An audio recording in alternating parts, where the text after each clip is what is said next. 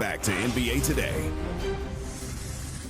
Podcast and former ESPN contributor Pablo Torre is reporting that the Clippers circumvented the NBA salary cap by arranging a no-show job for Kawhi Leonard back in 2022.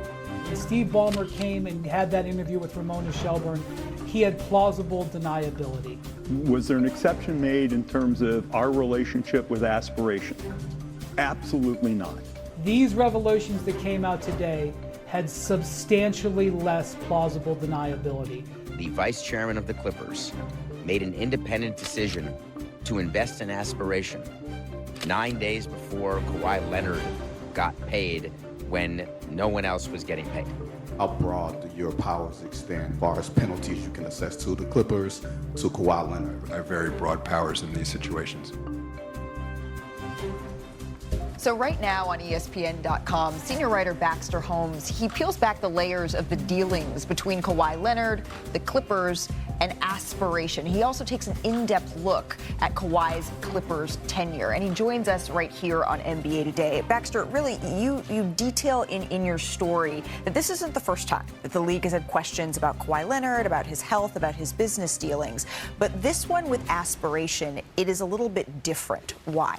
Yeah, certainly. A former Clippers staffer pointed out to me quite clearly that this is the first thing that they've dealt with that calls into the character of the owner, Steve Ballmer. Now, they've dealt with lawsuits, they've dealt with fines, they've dealt with other NBA investigations, but this is different because it goes all the way to the top of the organization. And then also, if you consider that the allegation of circumventing the cap, that's considered like, a cardinal sin of the NBA. It's different than not being maybe transparent on injury reports or things like that. So that's how it's different. So there's a lot in your story, but I think the crux maybe that viewers need to know is there are several sources, and you interview more than 24, who point to the fact that it may be time for, as they say, the Clippers to get out of the Kawhi business. That's what they said to you. Why? Where do things stand now? Well, look, the Clippers are optimistic that if he can stay healthy, they're excited about the coming season. But taking a step back, if you consider the huge investment that they made in him in the beginning, which has helped Oklahoma City build the dynasty in many ways, if you consider how many games that he's missed, if you consider all of the off-court issues and drama, the current ongoing investigation that's playing out right now, a former staffer said to me, it's at some point Steve has to get out of the Kawhi Leonard business. Now he's under contract for 2 more seasons, at the end of which he'd be 36. Obviously, he has extensive mileage and injury history. I don't know what happens to him after that point. People I talked to said they expect him to play through this current contract. Beyond that, no one's quite sure. Well, and when you think about the last time we saw Kawhi Leonard and the Clippers on the court, it was really exciting, I think, to see for a lot of Clippers fans, which makes this all the more complicated as the organization takes a look at how it's going to move forward here. I want to bring Brian Windhorst back into the conversation. Wendy, what does this actually look like, do you think, this season for Kawhi Leonard and the Clippers? I don't think it's going to affect this season at all, other than being a distraction. I think if you're a Clipper fan, the one thing that you can take solace in is that the team looked very good at the end of last season. They finished the regular season 17-4. Everybody remembers that they were ahead in the series against the Nuggets 2-1 and were ahead in the final minute of Game 4 before the Aaron Gordon tip dunk at the very end of the game, which was one of the most remarkable plays in the playoffs that turned that entire series.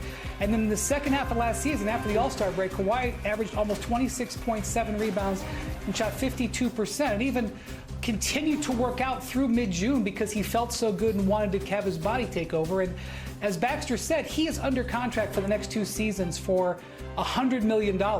The Clippers may have made some mistakes in the past with the Kawhi Leonard situation, but they are stuck into it right now and actually feel like they're in a good place with the team and this roster changes that they've made. And that's what I think the message that you'll hear when they meet for training camp in 2 weeks. Wendy, thank you. I want to bring Pau Gasol and our reporter Tim McMahon into this conversation as well. Pau, I'm going to start with you because you played with Kawhi for 2 seasons, right, in San Antonio with the Spurs. What insights did maybe you glean then that could have, foreshadowed what we're seeing now? Yeah, I mean, Kawhi, when I played with him in San Antonio, obviously he was one of the greatest players in the league. He could make stuff happen in either end of the floor in an elite way. And that's, then the way he exited San Antonio was quite not ideal, and he was it created some issues, also around our season at the time. But apparently there were some differences that couldn't be solved, and he kind of, got his way out. Luckily for my brother and the Raptors, they benefited from that, Right. and they won a championship, and they were very happy about that. And I'm always obviously happy and I'm rooting for success. Here, the Clippers took a big gamble. It didn't quite pan out as they planned. I think when you look back, and I think you mentioned it on the article, a lot of GMs at the time, when he was a free agent, they would have gone all in also for Kawhi. And bringing Paul George at the time, who was also one of the top players in the league. So, it just didn't work out. Now they have to deal with reality and what's here, what's in front of them, and looking at what's best for the franchise going forward, whether it's, and at some point relationships end, in terms end. So Kawhi will be, just like any other player, will be moving on, and the Clippers have to deal with what's best for them, and they should be optimistic and positive going into a season. If you're not, you're already kind of fish dead in the water, right? Yeah. So yeah, that's it. I think it's an important point that you made, though, that Baxter outlined when you said that general managers around the league sort of note that at the time, particularly in the situation that the Clippers were in, where they were sort of trying to come out of this Donald Sterling era, it's a move that most teams would have made to get a player like Kawhi Leonard. All of this kind of brings the question, Tim, of, okay, what happens next? What challenges will the Clippers face as they try to settle all of this and perhaps even move on, if that is what comes to fruition? Well, yeah, and look, the Clippers sold their soul to open up a championship window, right? And, hey, don't blame them at all for doing that, for bringing in the reigning Finals MVP and a guy in Paul George who was a first-team All-NBA player at the time. Obviously, the price was steep. It ended up being steeper than anybody could imagine, but they still haven't paid off that credit card bill.